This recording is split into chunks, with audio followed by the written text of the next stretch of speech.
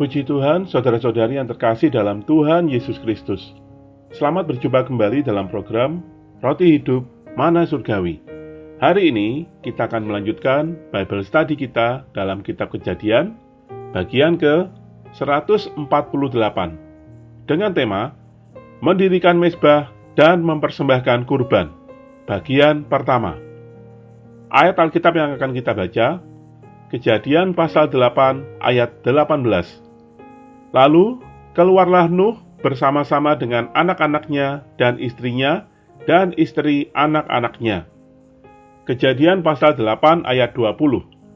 Lalu Nuh mendirikan mezbah bagi Tuhan dari segala binatang yang tidak haram dan dari segala burung yang tidak haram. Diambilnyalah beberapa ekor, lalu ia mempersembahkan korban bakaran di atas mezbah itu.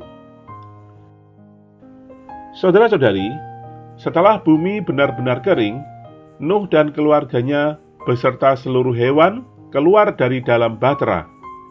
Nuh dan keluarganya memulai awal yang baru di dalam alam kebangkitan. Setelah 8 orang yang bangkit itu keluar dari bahtera dan memulai kehidupan baru, apakah yang mereka kerjakan?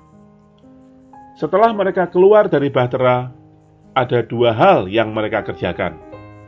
Perkara pertama yang dikerjakan ialah mendirikan mezbah, dan perkara yang kedua adalah mempersembahkan kurban kepada Allah. Apakah makna mendirikan mezbah dan mempersembahkan kurban? Perkara mendirikan mezbah merupakan lambang dari salib Kristus.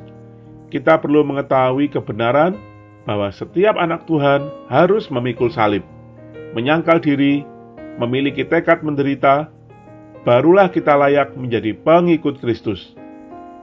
Dalam Lukas pasal 9 ayat 23 mengatakan, katanya kepada mereka semua, setiap orang yang mau mengikut aku, ia harus menyangkal dirinya, memikul salibnya setiap hari, dan mengikut aku. Setiap orang Kristen tidak boleh lepas dari salib. Jadi, salib adalah satu-satunya tempat bagi kita untuk berlatih mengasihi Tuhan dan memperoleh kemuliaan dari Allah. Mempersembahkan kurban adalah lambang diri Kristus sendiri. Nuh mempersembahkan kurban berupa hewan yang dibakar di atas mezbah untuk menyenangkan hati Allah. Dalam Perjanjian Baru, kurban yang sejati adalah Yesus sebagai anak domba Allah yang dikurbankan di atas kayu salib atau mezbah bagi kepuasan Allah dan penebusan dosa seluruh umat manusia. Jadi, hanya melalui Kristuslah kita baru dapat mempersembahkan kurban kepada Allah.